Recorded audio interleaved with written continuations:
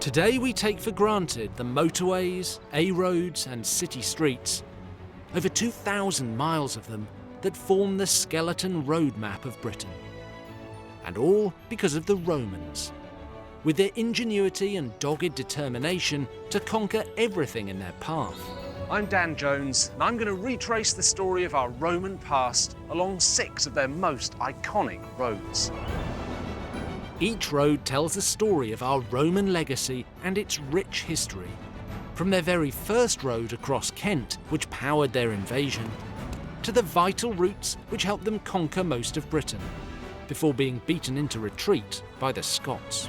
In nearly 400 years of occupation, the Romans changed Britain forever by bringing their armies, ideas, buildings, and religion.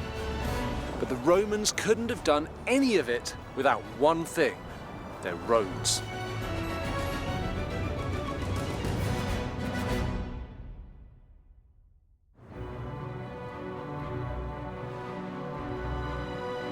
This week, I'm exploring Ermine Street, the Romans' straightest road, which runs north from their capital in London to what became their second city in Britain, York, founded in around 100 AD. Most of Ermine Street is still in use today, though we know it better as the A1. This is Bishopsgate, right in the heart of the City of London, and it's the start of Ermine Street proper. Now, about 200 miles in that direction is the city of York, and that's where I'm headed. The Romans used their roads to transport their armies and their culture and ideas. A journey along Ermine Street reveals a fascinating insight into Britain's religious past.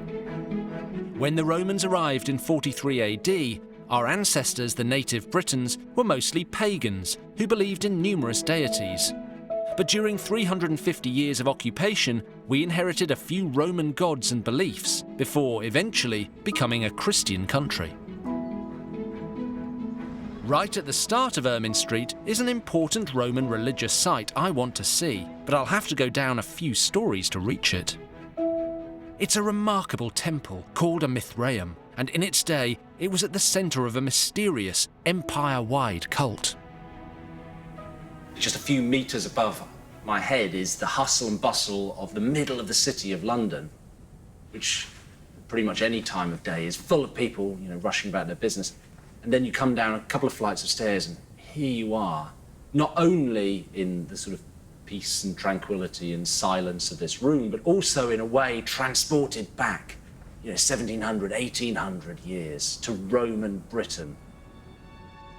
I've been granted very special permission by archaeologist Sophie Jackson to walk on the floor of the temple.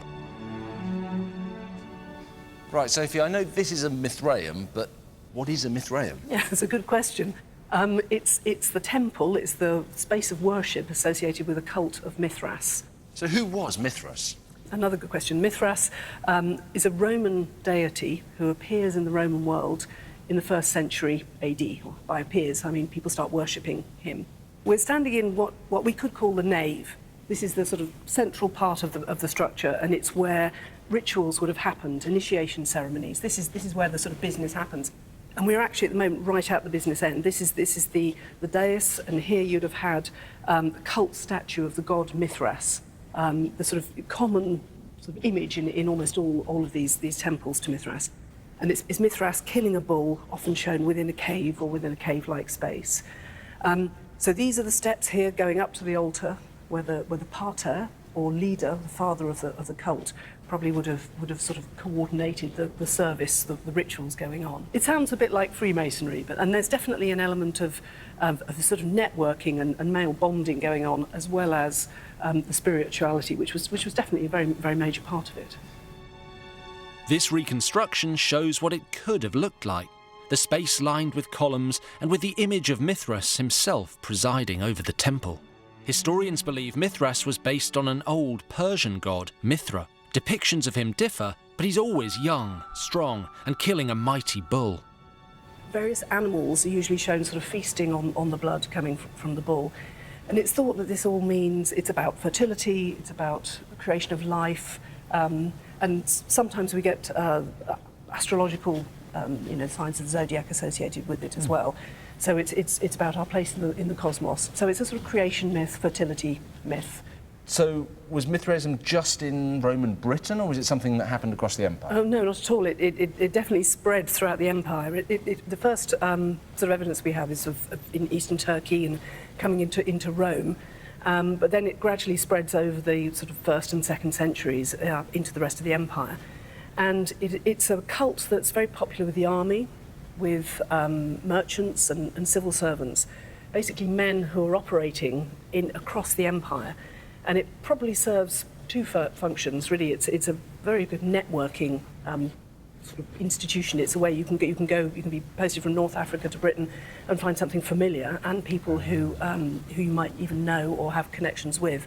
So that's kind of an interesting image, isn't it? We have the army, which in its first wave comes to somewhere like Britain and conquers, then it builds these roads to connect the empire up, and then it brings its kind of religious cults along with it. Yeah, to support it and to make people feel comfortable, probably, in this alien world. The Mithraeum was built around 1700 years ago, but fell into ruin and was buried when the Romans left our land in the 5th century AD. It was uncovered in 1954 when an office block was built near Cannon Street, though it's been moved to a new site in recent years. I don't think I was prepared for just how quite moving this is. And there's something you can feel of the spirit of what must have happened here. A place that was alive with people worshipping, socialising together within what remains of these walls. It's a really strange feeling to be here. You know, we normally think about armies as this great destructive force, but in a way, the legions who came here in the 1st century AD, well, they were the opposite. Everywhere they went, they built things. They were, quite literally, empire builders. As it leaves London, Ermine Street travels through busy urban districts like Tottenham and Edmonton, and then leaves the metropolis far behind. It runs on into Cambridgeshire, where the terrain smooths out for agricultural use and flat fenlands. Today the road may be overshadowed by the modern world, but from time to time we still see clues as to how our ancestors lived their religious lives, especially during the time of the Roman conquest in the 1st century AD. If you really want to understand the Romans, you've got to go back a little bit further in time and look at the people who were here in Britain when the Romans arrived. Now, just down the road from where I'm standing, the native British tribes were busy with their own extraordinary creations. 12 miles south of Cambridge and 10 miles east of Ermine Street, close to the modern border with Essex, stand the Bartlow Hills, a group of colossal earth mounds. They're not hills at all, they're man-made burial mounds.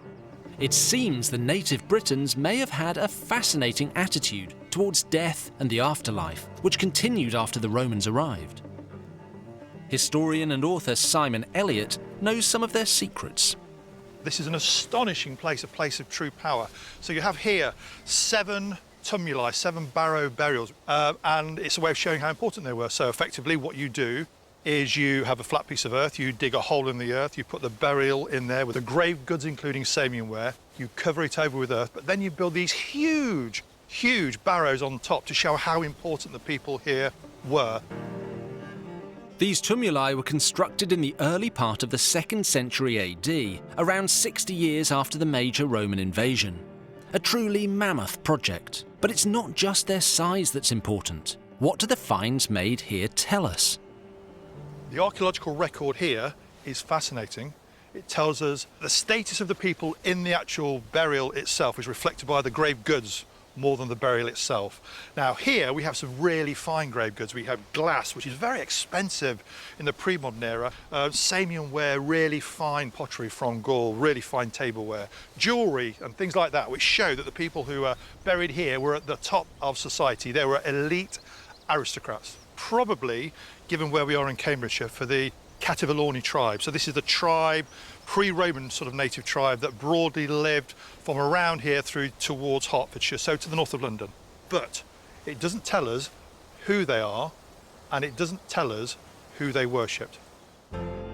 The religion of the native Britons is usually called paganism, but that doesn't translate into a set creed. They tended to worship forces of nature and the spirits of their ancestors. So we can say the Britons were polytheists because they had numerous gods. Most barrow burials, let's say they're Bronze Age, pre-Roman, late Iron Age, all of them are smaller than this. So you just have this clash of cultures suddenly appearing here, where on the one hand, you have the late Iron Age barrow burial for the family who lived here, but these are of a scale which is monumental. And the people who built things in a monumental fashion were the Romans. If you look all across the Roman Empire, the Romans were very tolerant of local religions, providing, of course, the people living here were willing to worship the Roman Emperor with the imperial cult. Perhaps the aristocratic Britons who built the Bartlow Hills around 100 AD were so inspired by the Romans who ruled their lives that they made these tumuli bigger than usual. But we'll never know. What we do know is that, like the Britons, the Romans were polytheists and created burial sites in a grand style, like the tomb of the Emperor Augustus. Reverence for the dead was a hugely important part of Roman thinking. Back in Italy, their tombs were the statement pieces of rich nobles and lined important streets, like the Street of the Tombs in Pompeii. There are no tombs along Ermine Street, but 30 miles north of the Bartlow Hills, I reach the town of St Ives. The museum holds a fascinating hoard that tells us something about the Roman outlook towards burials in Britain, a box of infant bones that was found in 1905. And there are the bones. Ooh. There are possibly even 2 infants here in the bag. I mean, you can see the size of the bones. The child probably, or the children are probably 9 months old. Right. And where were they found? Well, they're found inside a Roman town, and that poses clearly problems because the convention was that you didn't bury inside towns to protect the water supply. I see. Because if you've got cemeteries inside towns, you're going to get polluted water. Of course. The exception, of course, are children. Right. So adults would have been outside the walls of the town. Children are an exception. And in fact, in the Roman world, children aren't really... It's difficult to explain what the concept was. They weren't considered to be members of society until they were perhaps 2 or 3 years old. Sometimes, if you were the child of a slave, for example, and slaves are pretty dominant in Roman Britain, the Roman Empire generally, you would have been owned not by your mum or your parents, but by your mum's owner, the slave owner. So if the child weren't considered worth bringing up, they would have been left out and exposed. That's terrible. And then interred. Or, you know, I mean, that's the sort of concept you've got to think about, really. The fact these bones were jumbled up together suggests they may have been dumped on a Roman rubbish tip, too small to be a health hazard and not important enough to warrant a religious burial. It's strange, isn't it? Because we often think about the Romans as these very sophisticated and in some ways admirable people, but their views on children were very different from our own. Yeah, pretty harsh, actually, sometimes. Well, shall I put them back as we found them? Yeah, please do. As carefully as I can. The bones were found a few miles further west, in Godmanchester, and they weren't the only historic discovery there. So this is my next stopping point. This is where Ermine Street crosses the Great Ouse, as well as another Roman road running down to the important legionary fort at Colchester, which is off in that direction. And you can tell the locals are quite proud of their Roman heritage. There's even a legionary on the town sign. The Romans called this place Dura Govatum. It was the site of a fort they built to quell local unrest, housing around 750 troops. Over the last 2,000 years, that small settlement has grown into a town of nearly 8,000 people. This pattern of development was repeated over and over again across the country. In the 1st century AD, the army built a fort here to control the strategic crossroads. Civilians settled around the fort, creating an informal town known as a vicus. The disorganised vicus settlement gradually evolved into something more formal. The fort was built around 45 AD, and within 20 years, when the local tribes were fully under Roman control, the troops were needed further north.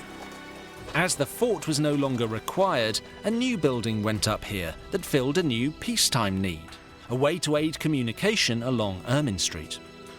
Professor Stephen Upex wants to show me a reconstruction of it on display in the local church, and it's made of a rather unique building material. Well, this is really taking me back to my childhood, Look at actually. this. All this Lego. It's Fantastic, isn't it? But I don't think I ever built anything quite as fancy as this. No, What is it? it's the Mansio. A Mansio? And a Mansio is an inn along the Roman road. It all goes back to the Roman state because they had what was called the post publicus, which is the Roman postal system. So if you were the governor in London and you wanted to get a message to York, for example, you would write your message on a wax tablet, you'd give it to a dispatch rider who would put it in his panniers, get on a horse and gallop up the road, gallop up Ermine Street. Mm-hmm. And when the horse became tired, they'd need a change of horse. And so how far can you gallop a horse before it gets tired? Well, they're roughly every 20 miles along the road because they're based on the former military fort system that was here. That's where the embryonic Mancios would have started. So when you arrive, what do you need? You need a change of horse. You might need a meal, so there are kitchens over that side. You might need a bath, and you need a bed for the night. And were these open to anyone? I mean, could you just wander in?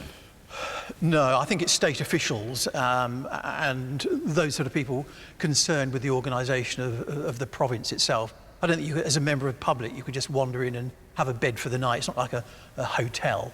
Right. They're state-organised systems.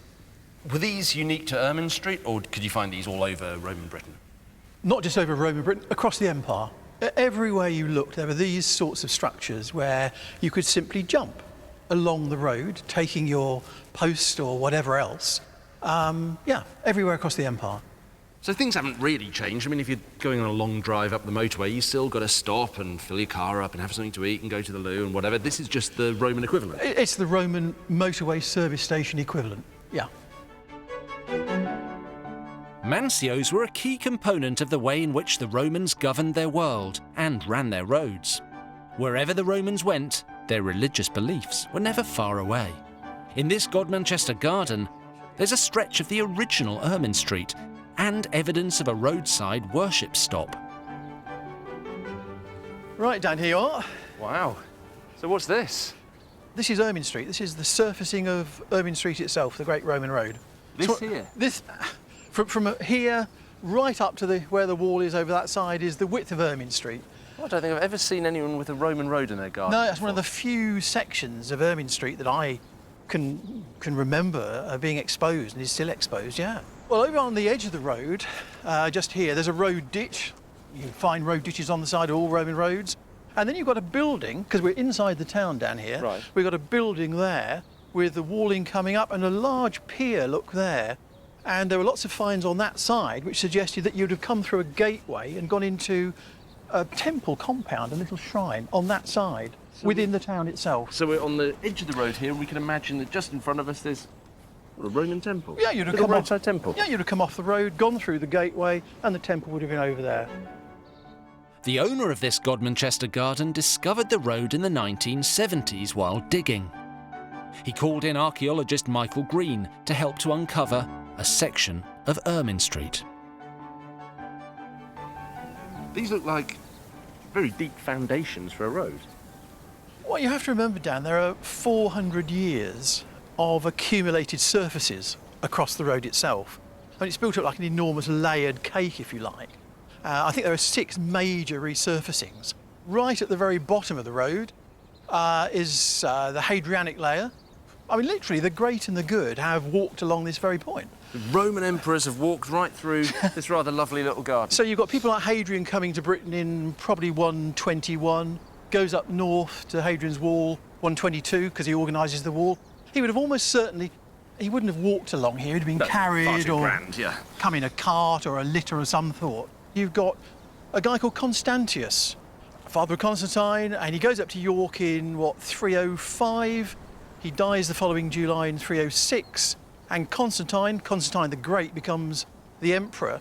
And he's one of the greats, actually, because he introduces or makes credible Christianity in Roman Britain. So all of these great Roman emperors from age after age of the empire have quite possibly walked up this road. Right the way along.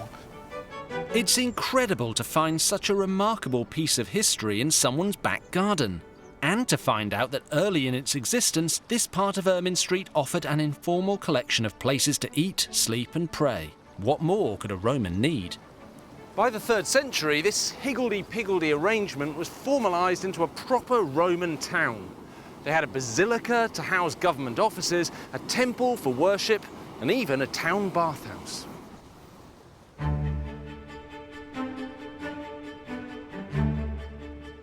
I'm travelling the Roman roads of Britain, and as I follow Ermine Street north from London, I've travelled around 100 miles into Lincolnshire. The Romans paved this route all the way to York, making one of the straightest roads they ever built, and shared their religious beliefs with our native tribes.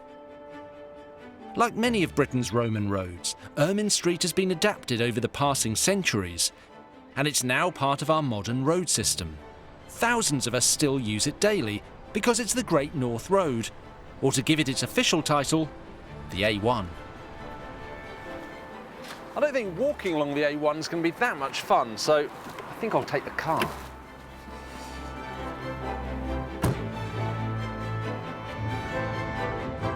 Pretty soon, I'm on an arrow-straight stretch of B Road that follows Ermine Street to a Lincolnshire town called Ancaster. There's no town sign with legionaries here, but I know Ancaster was once a Roman settlement simply because of its name. The word castor comes from the Latin word for an army camp. Any town with the castor or chester in its name, like Worcester or Cirencester, was once a Roman military base. But it's not just the name that identifies Ancaster as a Roman settlement. Local expert Richard Tyndall is keen to show me a replica of a Roman religious artefact that ended up buried here. So this is a really curious thing. Richard, what is it? It is. It was found in the graveyard just behind it in 1831. And it's a representation of the Dea Matres, or the Mother Goddess, which was a religion or cult across Northern Europe in the Iron Age, prior to the Roman period. It was then adopted by the Romans and imported, we believe, into Britain with the Roman soldiers, perhaps with the Federati, the native troops that were hired from along the borders of the Roman Empire. This isn't the original, this is a replica. That's right, the original's in the collection in Lincoln. So this is a reproduction. Yeah. Something's missing though. Where's that middle head? We don't know. It was found as part of a temple or a shrine complex just in the corner of the graveyard here back in the 1830s. And it was found without its head. They never found that. It was found whilst grave digging, so the chances are that it's still somewhere underneath there. It just wasn't picked up. So, but it's basically the three-seated figures, although you can't see very clearly on this now. They would have on their laps, they'd have sheaves of corn, they'd have fruit, they'd have baskets of foodstuffs, and those are there, they're personifying sort of the natural world around us. The triple goddess dates back many thousands of years, at least to the 3rd century BC and the ancient Egyptians. She appears in mythology all over Europe and usually represents 3 stages of womanhood: the maiden, the mother and the old crone, and also the 3 phases of the moon: waxing, full and waning. The Romans were quite good at borrowing gods and goddesses, weren't they? Yes, we have other examples locally here. So there was a god completely unknown from anywhere else in the Roman Empire called Viridius. We only know it from Ancaster, from a couple of inscriptions which were found in stones that were reused in Roman graves. It's really interesting, isn't it, how you have this Roman Empire where there's kind of pick and mix approach to gods. You know, you can have all sorts of different gods commingling with one another. Yeah, and what we're seeing here is obviously the Romans are coming in. They're coming along the Roman roads here, and they are finding pre-existing spirits, guardians of local features, of copses of woods, and we see lots of these gods and goddesses as personifications of these local features in the landscape there. So it's not the case then that you have this sort of Roman civilization which comes in, smashes and burns and said, this is the way the Romans do it and this is the way you're going to do it. It's actually a bit more subtle. Here's how we do it, and then you mix it in. Yeah, very much so. And it's why we refer to the period as Romano-British, because to try and separate the Romans from the native population just isn't possible. In everything they do, in the pottery styles, in some of the metalwork, and certainly in sort of their worship of the spirits and the gods, there's a melange. These jovial figures of fertility are clearly pagan. But from the same cemetery where they were found, here's an example of a new religious practice mingling with local traditions, a Christian burial. So Richard, here we are in a cemetery, but this sarcophagus is above the ground. Who was it? Do we know anything about it? It's from the Christian period of the Roman occupation of Britain, and it was found at the beginning of the 20th century when they were putting in a new cemetery in here, and they dug down and found that somebody already had a cemetery here. Wow. So they found approximately 200 Roman bodies here, in many different forms. Some were buried in these stone sarcophagi, some were just buried as we would expect in a normal hole in the ground. Almost all of them were Christian. How do you know that a burial is Christian rather than traditional Roman and pagan? Two main reasons. One is the orientation of the graves. All the graves are oriented in the same direction, generally east-west. The other reason is the lack of grave goods. But in Christian burial, that's in Christian not burial, part of the practice. that's basically not the practice. Yeah, so that's stopped. This modest site on Ermine Street reveals not only how the multi-god faiths of Britain and Rome were starting to merge, but also the earliest days of Christianity on our shores.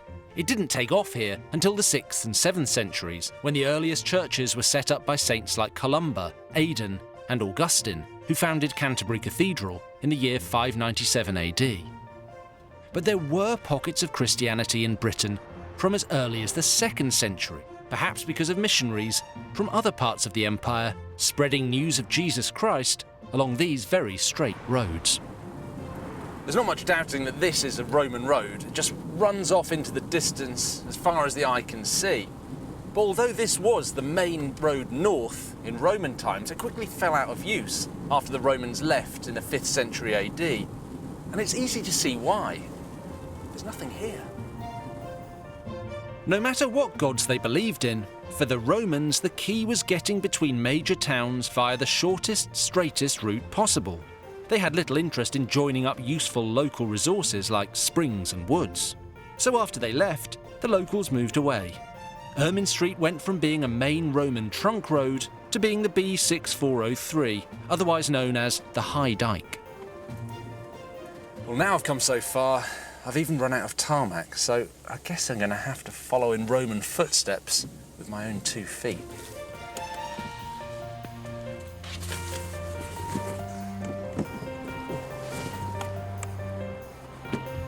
I'm in the middle of the Lincolnshire countryside. The modern road has taken another route to the west, and the original Roman route of Ermine Street continues as nothing more than a track between farmers' fields and a local airbase. Well, this isn't really a road anymore, but it is still Ermine Street. It's as straight and as true as the paved section there behind me. And while you might get a bit wet and muddy walking along it, you're not going to get lost. In fact, if I was walking along here with a Roman legion in the 1st century AD, it probably wouldn't have looked that much different. The route continues north for around 14 miles, where Ermine Street once again picks up a major modern road, the A15, on the outskirts of Lincoln. In Roman times, Lincoln was known as Lindum Colonia. It marked the junction between Ermine Street and another great Roman road heading southwest, the Fosse Way. The city is packed with fascinating Roman finds, such as the Newport Arch, one of the oldest surviving arches still in use in Britain, and the city walls. I'll come back to Lincoln later in the series. But as Ermine Street heads further north, it'll take me to one of the great English counties. The Romans first made it to the place we call Yorkshire in 71 AD, but they quickly discovered that this was hostile territory. The dominant local tribe in the west and north of Yorkshire was the Brigantes. They fought the legions many times, and it took the Romans decades to pacify them completely. In the East Riding, there's a record of a smaller tribe called the Parisii, who lived in the area surrounding what is now Beverley in the 1st century AD. In the town's museum, curator David Marchant is about to show me how it wasn't just religious ideas that were being swapped between the two civilizations. It was craftsmanship too. This is an absolutely beautiful sword. Can you tell me where it was found? Yeah, this is one of 5 Iron Age swords that was found by a group of metal detectorists at South Cave in 2002. And do we know much about it? When it was made? Who it was made by? Well, they probably date to around about 70 AD, and they have a real variety of materials. The pommel at the end is actually made from a sperm whale tooth. Wow. Yeah. That's incredible. Incredibly unusual. We've got some elephant ivory on there as well. Elephant ivory? Yeah. So given that this was probably made around 70 AD, I mean that's early in the Roman period in Britain, was it made by Romans? No, these are probably made by local people, and some of the materials, they're going to have to have traded or imported. So obviously no elephants wandering around East Yorkshire. No, not then and not now either. So this is not the sort of thing that we would associate with kind of a backward barbarian tribe. I mean, this looks like it's come from a really sophisticated civilization. Absolutely. These are really well-made artefacts. Would it be very expensive to make something like this? There's lots, hundreds of hours of crafts and time, probably. So these belong to, significant people in the tribal society. This sword shows that 50 years after the arrival of the Romans, local people were making use of the finest material the empire could provide. It's amazing there's so many different parts to a sword. We sometimes think of a sword as just, a bit of metal with a handle that you pick up and use the pointy end on someone, but actually you've got the different materials in the scabbard, the hilt, in the blade itself, which you can see at the bottom. It's an astonishingly fine piece of craftsmanship. After more than 17 centuries in the ground, the original sword is far too delicate to be handled, but this reconstruction can give me an idea of what it's like to hold a weapon like this. Now I can tell this one hasn't been buried for hundreds of years. It's a replica of this, right? It is, exactly, yes. Do you mind if I pick it up? Please do. I'll be very careful. Oh, it's heavy. So, I mean, is this made out of similar materials? What's the story behind it? It's made pretty much to the right scale. There are some compromises in material. We obviously couldn't use elephant ivory, for instance. Of course. We couldn't use whale tooth. So we've actually used moose antler. Moose antler. Obviously, I think this is very fine, but this is really what it would have looked like in its prime. And, wow, is it sharp? No, it's not been sharpened, but it is still pretty heavy. Oh, yeah, look at that. I mean, you feel like a king just holding it, actually. This is a proper piece of kit. Was it expensive? It's about £3,000 for that. All right, okay. I might put it down again in that case. But that is really, really beautiful, and I suppose gives us a sense of just what a sacrifice it would have been to put something like that in the ground all those years ago, because if that was mine, I'd never want to put it down, let alone bury it for someone else to have. I'm travelling the route of Ermine Street, the straightest road built by the Romans to run north of their capital, Londinium. For the last 200 miles, as I've passed through the fen counties of Cambridgeshire and Lincolnshire, I've seen how the Romans fused native British religious beliefs with their own, and even burial practices from the earliest days of Christianity. Now my final destination is in sight, the city of York, which was known by the Romans as Iberacum. In its day, it was the second city of the Roman province of Britannia.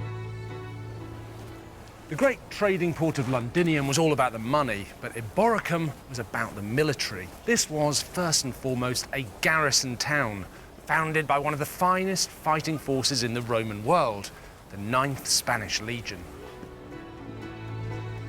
It's a legion that's passed into myth and legend. It arrived with the invasion of AD 43 and disappeared from the historical record 70 years later. The most popular theory is that it was wiped out by the native tribes in Scotland in around AD 120, possibly prompting Hadrian to build his famous wall. Eventually, York outgrew its military origins to become a major city in its own right. Sometime around the beginning of the 3rd century, it became the capital of its own Roman province, every bit the equal of London down south. And like London, it was a very cosmopolitan place. It drew soldiers and civilians from every part of the Roman world. And as we've seen all the way along Ermine Street, they brought some very distinctive beliefs and tastes. Adam Parker of the Yorkshire Museum is going to show me the remains of one rather unusual individual. So it's a skull of a man. It's a young man when he died, and he was buried wearing a lot of female jewellery. We know from looking at lots of the other graves in Roman Britain that men have got a certain type of jewellery that they're buried with, and women have a certain type that they're buried with as well, and this is reflecting what they wore in life. So this chap, he's got a big Whitby jet bracelet that would have ran all the way around his wrist, a few other bits of jet jewellery, he's got a copper alloy anklet on, and there are about 3 burials in Roman Britain of men with jet within them. This one had more than anything else. And why might it have been dressed like this with this kind of jewellery? So we think he's probably a Gallus priest. In the 3rd century, there's a cult that comes from the eastern part of the Roman Empire, the cult of Cybele. Cybele's lover in the myth was Attis. As part of the myth, Attis castrates himself, and the priests do this as part of their initiation. So they ritually castrate themselves in order to become this. Once they have finished their initiation, they then dress as women as part of their priestly regalia. So it might have been a man who was walking around in women's clothing and women's jewellery, and that sort of makes sense in terms of the archaeology. So this is quite unusual in Britain, but is it something we see across the wider Roman Empire? It's still an unusual find across the empire because we know we have this sort of jewellery in Roman Britain that we can associate with women specifically, but the cult was empire-wide. A really good piece of evidence comes from London, where we have these big copper alloy castration clamps, and they've got pictures of the 12 Roman gods along the top of them, and they may have been used in the sort of rituals associated with this. It's something that would have been brought in as part of the empire-wide cults. It's funny, isn't it, because we normally think about gender fluidity as a very modern concept, but here it is, you know, if not commonplace, then certainly alive in the Roman world. Yeah, and we're becoming more aware of these sort of stories that existed in Roman Britain and the wider Roman Empire. It's probably anachronistic to think that there is this male and female gender binary that's going on in the Roman world when we have graves like this that tell us a completely different story. So there really is nothing new under the sun. No. So it's clear that Roman York was tolerant of some exotic beliefs from across the empire. The city also attracted some seriously big hitters, emperors. York's size, its importance and its position close to the edge of empire made it a desirable location for rulers looking to expand their territory. At least 4 emperors came here on military campaign, and 2 of them actually died here. But it was one emperor in particular who left a lasting mark on the city, only not in the way he intended. He was Constantine the Great, who was proclaimed emperor by the army right here in York in the year 306 AD. Constantine's most significant contribution to York actually took place several decades after he left. It happened on his deathbed, hundreds of miles away, when he became the first Roman emperor to be baptized a Christian. Constantine's initiation led to Christianity becoming the official religion of the empire. Like Mithraism before it, this new faith spread throughout the Roman world. The Romans had once viciously persecuted Christians, but now it was an approved faith. Adam wants to show me some more remains which prove how acceptable it had become.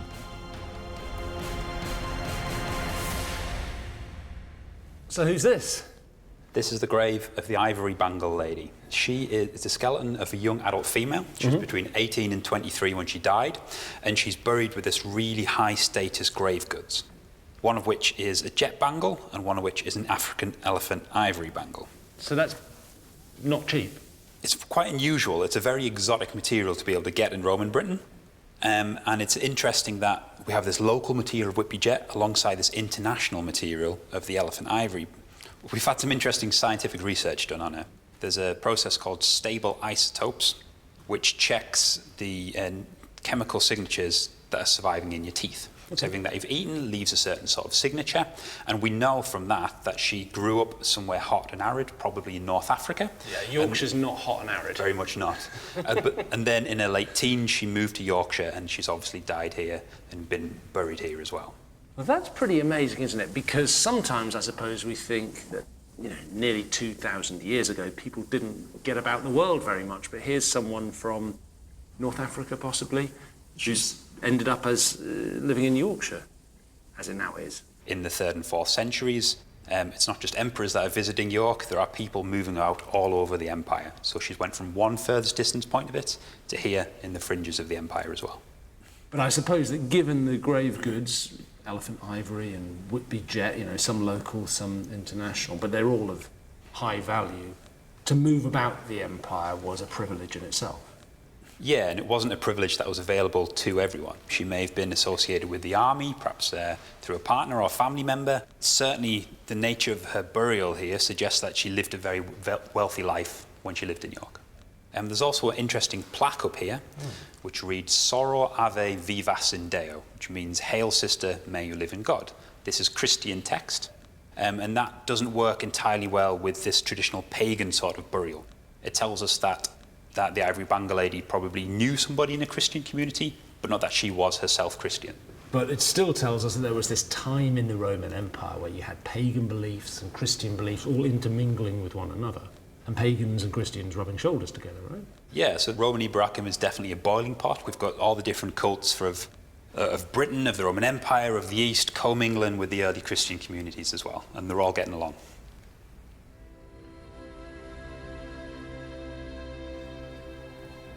The Romans abandoned York along with the rest of Britain around the year 410 AD, but they left plenty behind them. For one thing, Ermine Street, much of which remains a major north-south route today. And for another, this great city, which continued to grow and thrive for centuries as the effective capital of the north. That in turn led to the establishment of York as a major centre of the Christian faith and the building of this magnificent minster. In my journey along Ermine Street, I've seen how two cultures can blend and influence each other, creating new beliefs and bringing us the largest religion practiced in the UK today. Who says the Romans never did anything for us?